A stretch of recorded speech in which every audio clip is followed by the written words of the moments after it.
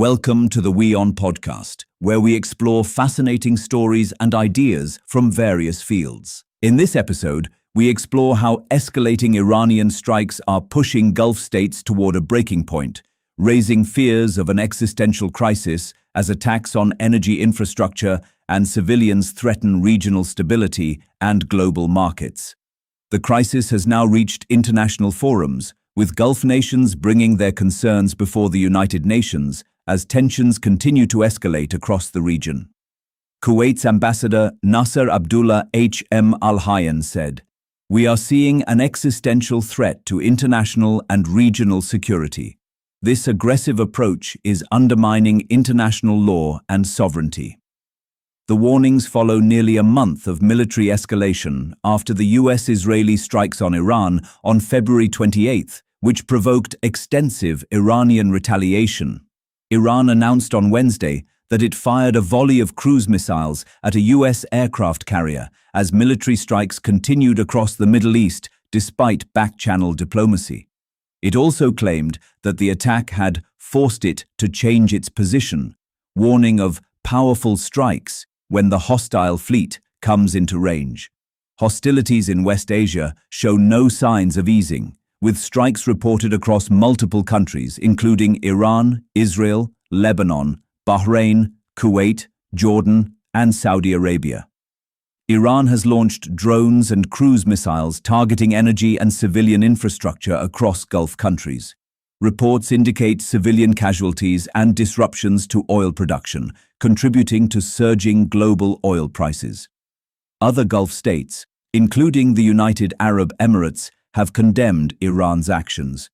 UAE Ambassador Jamal Jama al-Musharraf described them as an attempt to destabilize the international order through reckless adventures of expansionism. Countries at the 47-member council adopted a consensus motion condemning Iran's unprovoked and deliberate strikes. The resolution seeks reparations and requests the UN rights chief, Volker Turk, to monitor the situation closely. Turk emphasized, attacks on civilians and civilian infrastructure must end. If they are deliberate, such attacks may constitute war crimes. Iran's ambassador to the UN in Geneva, Ali Bahraini, defended the attacks, stating that more than 1,500 civilians have been killed in US-Israeli strikes. "We fight on behalf of all of you against an enemy that, if not restrained today, will be beyond containment tomorrow," he said, referring to Israel. The International Service for Human Rights, an independent NGO, warned against selective outrage, urging the Council to examine violations by all parties. The conflict has intensified hatred and violence across the region, compounding the humanitarian crisis. Oman, which had previously mediated between the US and Iran, noted that US-Israeli strikes sparked the current escalation. Ambassador Idris Abdul Rahman al-Kanjari said, "The consequences are threatening states and their vital economic interests and their security and stability." The intensification of the West Asia conflict transitioned into a systematic campaign against the world's most critical energy infrastructure.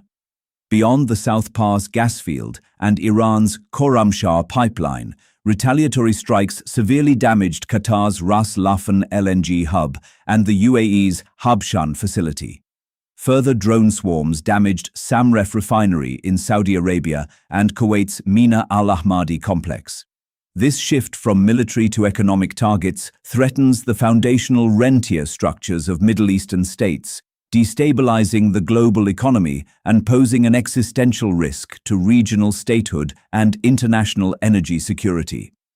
Diplomats report ongoing behind-the-scenes efforts to exchange messages between Iran and the US-led coalition. These back-channel communications aim to explore potential de-escalation measures, although public statements from the warring parties remain contradictory, leaving the prospects of immediate talks unclear. Thanks for tuning into this incredible story. If this episode resonated with you, don't forget to hit the like and subscribe button for more captivating stories to come. Stay tuned.